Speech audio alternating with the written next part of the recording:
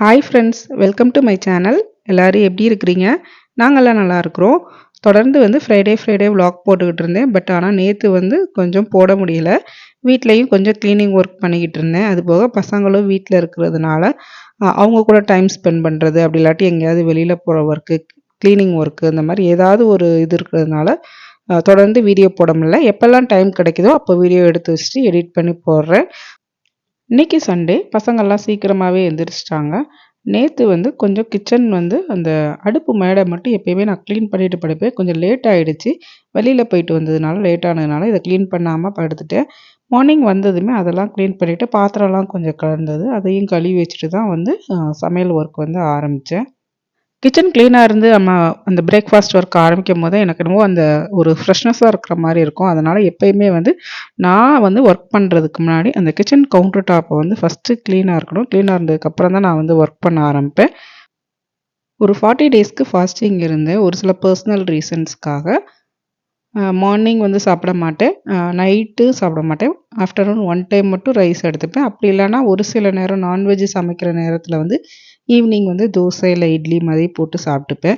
இப்போ என்னோடய ஃபாஸ்டிங் முடிஞ்சிருச்சு. ஃபாஸ்டிங் முடித்து ஒரு 2 நாள் ஆயிடுச்சு. 2 நாள் கழித்து தான் நான்வெஜ் சமைக்க ஆரம்பித்தேன். மார்னிங்கே பிரேக்ஃபாஸ்ட்க்கு இட்லியும் கறி பண்ணிடலான்ட்டு மட்டன் வாங்கிட்டு வந்துட்டேன். மட்டன் குழம்பு வச்சிடலான்னு சொல்லிட்டு அதுக்கு தான் ப்ரிப்பேர் பண்ணிக்கிட்டு இருந்தேன். பசங்களுக்கெலாம் பிரேக்ஃபாஸ்ட்டு சமைக்க லேட் ஆனதுனால ஏதாவது குட்டி குட்டி ஆக்டிவிட்டீஸ் கொடுத்துட்டேன். அவங்க அந்த ஆக்டிவிட்டி ஒர்க்கெல்லாம் பண்ணிக்கிட்டு இருந்தாங்க. மார்னிங் காஃபி குடிக்கிற பழக்கம்லாம் எங்களுக்கு கிடையாது. அதுக்கு மீறினா நானும் பெரிய பையனும் குடிப்போம். மோஸ்ட்லி பிளாக் காஃபி தான். பால் காஃபிலாம் குடிக்கிறதில்ல. இங்கே உள்ள பால் எங்களுக்கு பிடிக்காததுனால நாங்கள் குடிக்கிறதில்ல. வாங்கி வச்சுருந்த மட்டனில் 2ஆக டிவைட் பண்ணிக்கிட்டேன். கொஞ்சம் பிரியாணிக்கு எடுத்து வச்சுருக்கேன் லஞ்சுக்கு. மீதி இருக்கிற மட்டன் நல்லா குட்டி குட்டி பீசஸாக கொஞ்சம் குழம்புக்கு ஏற்ற மாதிரி கட் பண்ணிவிட்டு அதில் உப்பு, மஞ்சத்தூள், எண்ணெய் போட்டுட்டு ஒரு 5 மினிட்ஸ் மீடியம் ஃப்ளேமில் வச்சு அப்படியே கிண்டிக்கிட்டே இருக்கணும். இந்த கேப்பில் பசங்க அவங்களுக்கு கொடுத்த ஆக்டிவிட்டியெல்லாம் முடிச்சுட்டு அவன் என்கிட்டக்க காமிச்சிக்கிட்டு இருந்தாங்க. மட்டன் குழம்புக்கு சின்ன வெங்காயம் போட்டு சமைச்சா தான் நல்லாயிருக்கும். அதனால் சின்ன வெங்காயமும் நேற்று இந்தியன் மார்க்கெட்டில் வாங்கி வச்சுருந்தேன். அதையும் கட் பண்ணிவிட்டு அதில் சேர்த்து வதக்கி விட்டுட்டுருந்தேன். இந்த இன்பிட்வீன் கேப்பில் எனக்கு கொஞ்சம் ஒரு டிசினஸ் மாதிரி இருந்தது. அதனால் ஒரு பிளாக் காஃபி எடுத்து குடிச்சிட்டு இருந்தேன். அதுக்குள்ளக்க இந்த கிச்சனில் கழுவி வச்சுருந்த பாத்திரமெல்லாம் பெரிய பையன் எடுத்து வச்சான். சின்ன பையனுக்கு குக்கிங்கில் ரொம்பவே இன்ட்ரெஸ்ட். அதனால் நான் எப்போல்லாம் இந்த மாதிரி அடுப்பில் பாத்திரம் வச்சுட்டு ஏதாவது சமைச்சிட்டு இருக்கும்போது விட்டுட்டு வந்தாலும் அவன் மறந்துடாமல் போய் மிக்ஸ் பண்ணுறது இந்த ஒர்க்கெல்லாம் பார்த்துப்பான். அதனால் அவன்கிட்ட கொடுத்துட்டேன். அதுலேயும் மெயினாக நான்வெஜ் சமைக்கிறதுனா அவனுக்கு ரொம்பவே பிடிக்கும். நான்வெஜ்ஜு, பிரியாணி இந்த மாதிரி சமைக்கிறதெல்லாம் பிடிக்கும். அதனால் அவன் மிக்ஸ் பண்ணி விட வந்துடுவான். அதனால் நான் அந்த கேப்பில் ஒரு காஃபி குடிச்சிட்டேன்.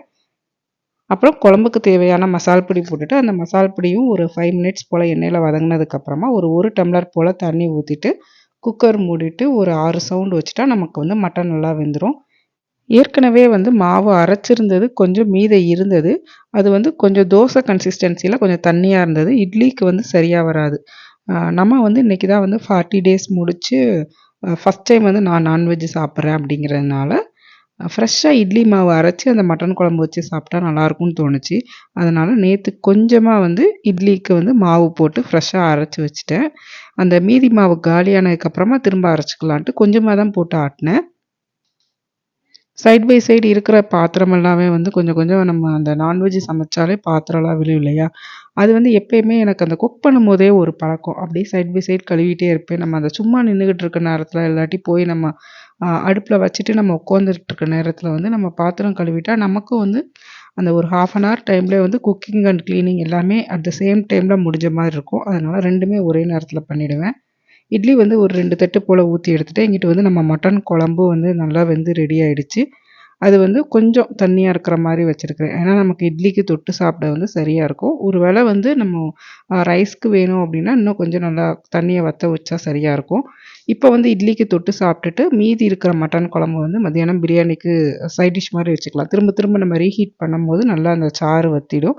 அதனால் அந்த ஸ்டேஜ்லேயே விட்டுட்டு நாங்கள் இட்லிக்கு காலைல இட்லியும் மட்டன் குழம்பும் வச்சு காலையில் பிரேக்ஃபாஸ்ட்டு முடிச்சிட்டோம். பிரேக்ஃபாஸ்ட் முடிச்சதுக்கப்புறமா கொஞ்சம் நேரம் அப்படியே ஒரு ரெஸ்ட் எடுத்துகிட்டு ஆஃப்டர்நூன் லஞ்சுக்கு சிக்கன் கொஞ்சம் வாங்கியிருந்தேன். சிக்கன் வாங்கும்போதே இந்த மாதிரி லெக் பீஸ், தந்தூரி பீஸ் மாதிரி கட் பண்ணது விற்கும் கடையில், அது வாங்கியிருந்தேன். ஓடிஜியில் வந்து தந்தூரி மாதிரி ஃப்ரை பண்ணலாம் அப்படின்னு சொல்லிட்டு இது முதலே வந்து வாங்கியிருந்தேன். மட்டன் பிரியாணி வச்சுட்டு சிக்கன் வந்து தந்தூரி மாதிரி பண்ணிவிடுவோம் அப்படின்ட்டு வாங்கியிருந்தேன். இந்த இது வந்து நல்லா க்ளீன் பண்ணிடணும். சிக்கனில் பார்த்திங்கன்னா இந்த லெக் பீஸோடவே சேர்த்து லைட்டாக அந்த பிளட்டு மாதிரிலாம் ஏதாவது இருக்குங்கிறனால ஒரு 4-5 டைம்ஸ் வந்து நல்லா தண்ணியில் க்ளீன் பண்ணிவிட்டு அந்த லெக் பீஸ்லேயே குட்டி குட்டி ஸ்லைஸாக வந்து நம்ம அந்த கத்தி வச்சு அந்த சதைப்பகுதியில் லைட்டாக கீறி விட்டுறணும். அப்போ தான் வந்து நம்ம மசால் தடவும் போது அது கொஞ்சம் அந்த மசாலாலாம் அந்த சதை பகுதிக்குள்ளே உள்ளே இறங்கும். அதனால் குட்டி குட்டி ஸ்லைஸ் மாதிரி அங்கங்கே இந்த மாதிரி ஒரு 2 பக்கமும் திருப்பி விட்டு ஒரு 4 ஸ்லைஸ் போட்டு வச்சுருக்கிறேன். இந்த தந்தூரி சிக்கன் மேரினேஷன் வந்து நான் வந்து ரொம்ப சிம்பிளாக தான் பண்ணேன். மஞ்சள் தூள், இஞ்சி பூண்டு பேஸ்ட்டு, கொஞ்சம் எலுமிச்சம்பழம் சாறு, கொஞ்சமாக ஆலிவ் ஆயில், அப்புறம் நம்ம தந்தூரி சிக்கன் மசாலா ஆச்சியில் விற்கும் இல்லையா, அது வந்து வாங்கியிருந்தேன்.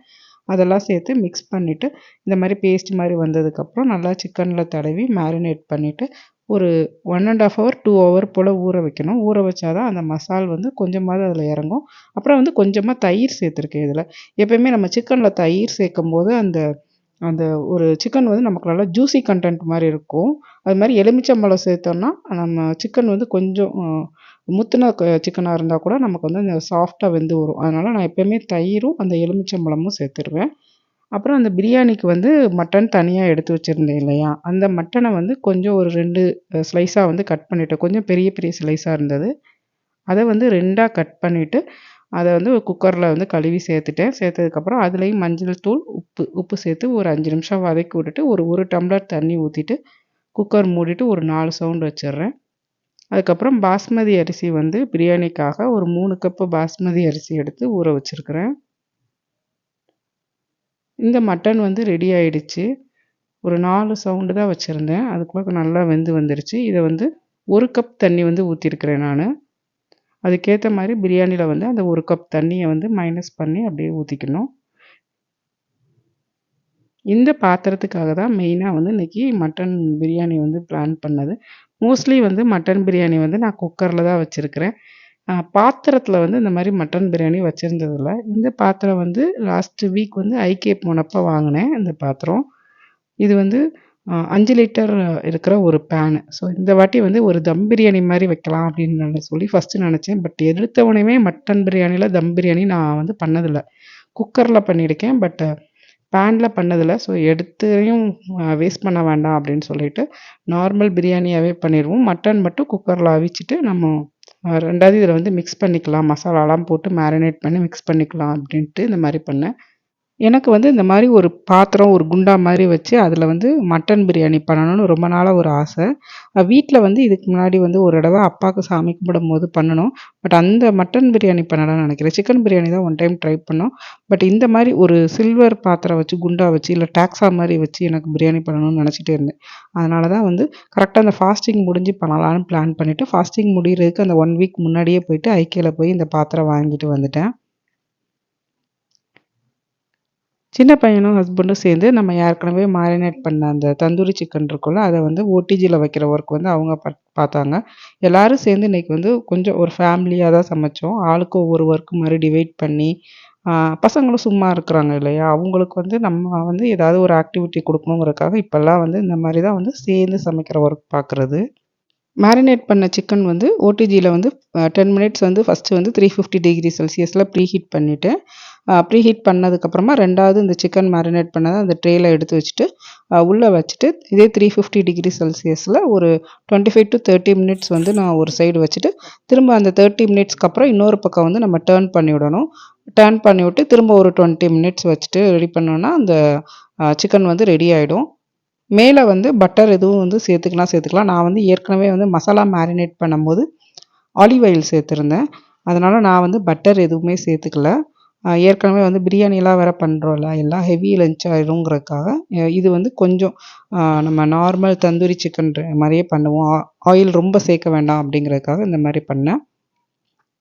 இந்த பக்கம் வந்து பிரியாணிக்கு வந்து எப்போவுமே நம்ம குக்கரில் அந்த ஸ்பைசஸ் எல்லாம் சேர்த்து நம்ம தாளிச்சிட்டு வெங்காயம், தக்காளி வதங்கினதுக்கப்புறமா இந்த நம்ம அவிச்சு வச்சுருக்கிற மட்டன் வந்து அதில் சேர்த்துட்டு அப்புறம் கரம் மசாலா, பிரியாணி மசாலா எல்லாம் சேர்த்துட்டு மூடி போட்டு ஒரு 10 நிமிஷம் வந்து சிம்லேயே வச்சுட்டேன். சிம்லேயே வச்சுட்டு குக் பண்ணும்போது அந்த மசாலாவும் அந்த மட்டனும் நல்லா வந்து ஒரு கோட்டிங் மாதிரி ஆகும். அதனால் ஒரு 10 நிமிஷம் மூடி போட்டு அப்படியே விட்டுட்டேன். அதுக்கப்புறம் 10 நிமிஷத்துக்கு அப்புறம் வந்து இதில் வந்து புதினாவும் கொத்தமல்லியும் சேர்த்து ஒரு தடவை கலந்து விட்டுக்கணும். கலந்து விட்டதுக்கப்புறமா நம்ம அந்த அரிசி ஊற வச்சுருந்தோம் இல்லையா, அதை வந்து க்ளீன் பண்ணிவிட்டு இந்த அரிசி வந்து சேர்த்துக்கணும். அரிசி சேர்த்ததுக்கப்புறமா தண்ணி வந்து 3 கப் அரிசி நான் சேர்த்துருந்தேன். 3 கப் அரிசிக்கு வந்து 4½ கப்பு தண்ணி ஊற்றணும். நான் ஏற்கனவே வந்து மட்டன் வேக வைக்கும்போது 1 கப் ஊற்றிட்டேன். அதனால் வந்து 3½ கப் வந்து தண்ணி சேர்த்துக்கிட்டேன் இதில். தண்ணி சேர்த்ததுக்கப்புறமா நல்லா ஒரு தடவை கலந்து விட்டுக்கிட்டேன். கலந்து விட்டுட்டு எலுமிச்சம்பழ சாறு வந்து சேர்த்துக்கணும். ஒரு அரை எலுமிச்சம்பழ சாறு இந்த மாதிரி விதையெல்லாம் இல்லாமல் கை வச்சு நான் வந்து ஃபில்டர் பண்ணி சேர்த்துருக்கேன். நீங்கள் வந்து ஃபில்டர் மூலமாக கூட ஃபில்டர் பண்ணிட்டு அந்த சாறை மட்டும் சேர்த்துக்கோங்க. சேர்த்துட்டு இன்னொரு தடவை கலந்து விட்டுக்கோங்க. இந்த தடவை வந்து நல்லா அந்த மாதிரி கலந்து விடணும். ஏன்னா நம்ம வந்து பாத்திரத்தில் பண்ணுறதுனால அடி பிடிக்கிறதுக்கு சான்ஸ் இருக்குது. நல்லா அடி வரைக்கும் லைட்டாக ஒரு தடவை கிண்டி விட்டுட்டோன்னா அந்த மசாலாலாம் அடியில் டெபாசிட் ஆகாமல் இருக்கும். இல்லாட்டி வந்து மசாலா மட்டும் அடியில் டெபாசிட் ஆகிட்டு நல்லா கரிஞ்சிடும். அந்த கரியாமல் இருக்கிறதுக்காக நல்லா ஒரு தடவை அடியோடு சேர்த்து ஒரு தடவை கலந்து விட்டுட்டு ஒரு மூடி போட்டு மூடி வச்சுட்டேன். மீடியம் ஃப்ளேமில் தான் வச்சுருக்கிறேன். மீடியம் ஃப்ளேமில் வச்சுட்டு ஒரு 10 மினிட்ஸ் போல் அப்படியே இருக்கட்டும். பிரியாணினாலே வந்து முட்டை வச்சு சாப்பிட்டா தான் பிரியாணி சாப்பிட்ட மாதிரி இருக்கும். அதனால் முட்டை தான் பாயில் பண்ணேன். தண்ணி வந்து நல்லா பாயில் ஆனதுக்கப்புறமா முட்டை வந்து உள்ளே சேர்த்துருக்கேன். ஒரு 4 முட்டை போட்டிருக்கிறேன். பிரியாணி வந்து ஒரு 10 மினிட்ஸ்க்கு அப்புறமா ஒரு தடவை வந்து லைட்டாக கலந்து விடுறேன். ஏன்னா பாத்திரங்கிறனால அடிபிடிக்க சான்ஸ் இருக்குதுங்கிற ஒரு பயத்தில் நான் போய் வந்து ஒரு தடவை மட்டும் அப்படியே லைட்டாக பெரட்டி விட்டேன். அந்த கீழே இருக்கிற சாதம் மேலே வர்ற மாதிரி, மேலே இருக்கிற சாதம்லாம் கீழே போகிற மாதிரி லைட்டாக வந்து இந்த மாதிரி மிக்ஸ் பண்ணி விட்டுக்கிட்டேன். மிக்ஸ் பண்ணி விட்டுட்டு திரும்பியும் மூடி போட்டு இப்போ வந்து நல்லா சிம்மில் வச்சுட்டேன். சிம்மில் வச்சுட்டு தம் மாதிரி வச்சுட்டு வந்துட்டேன். ஒரு 10 மினிட்ஸ் இன்னொரு 10 மினிட்ஸ் அப்படியே இருந்தேன்னா வந்து சரியாக இருக்கும். அப்படி இல்லாமல் நமக்கு அடி வந்து பிடிச்சிருமோ அப்படிங்கிற ஒரு பயம் இருந்தால் ஒரு தோசைக்கல் வேணால் அடுப்பில் வச்சுட்டு அது மேலே இந்த பாத்திரத்தை கூட தூக்கி வச்சிடலாம். நமக்கு அப்போது அடி பிடிக்காமல் இருக்கும். நான் வந்து ஒரு 15 மினிட்ஸ் கழிச்சு தான் வந்து பிரியாணி திறந்தேன். பிரியாணி பார்த்திங்கன்னா நல்லா அந்த கறி எல்லாமே முதலே வேக வச்சதுனால நல்லா வெந்திருந்தது. ஸோ சூப்பரான மட்டன் பிரியாணி கூடவே சிக்கன் தந்தூரி, முட்டை எல்லாம் வச்சு இன்றைக்கி லஞ்சு சாப்பிட்டு முடிச்சாச்சு.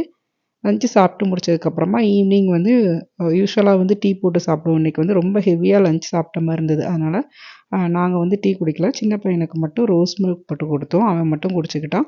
ஈவினிங் வந்து நல்ல மழை. நல்லா ஜாலியாக மழையில் என்ஜாய் பண்ணிகிட்டு இருந்தோம். அந்த பிரியாணி வந்து சமைச்சதுலேயும் நிறையா கொஞ்சம் மீதம் விழுந்துருச்சு. அந்த மீதம் இருக்கிற பிரியாணியை வந்து நைட்டு டின்னருக்கும் சரியாக வரும். மட்டன் குழம்பு வந்து நம்ம ஏற்கனவே வச்சுருந்தோம் இல்லையா, அதனால் இருக்கிறத வச்சு சமாளிச்சுக்கலான்னு சொல்லிட்டு நைட்டு டின்னருக்கு ஒன்றுமே பண்ணலை. ஸோ இந்த சண்டே எங்களுக்கு இப்படி தான் போச்சு. இந்த சண்டே விலாக் உங்களுக்கு பிடிச்சிருந்தா லைக் பண்ணுங்கள். இன்னொரு இன்ட்ரெஸ்டிங்கான விலாகில் பார்க்கலாம். பாய்.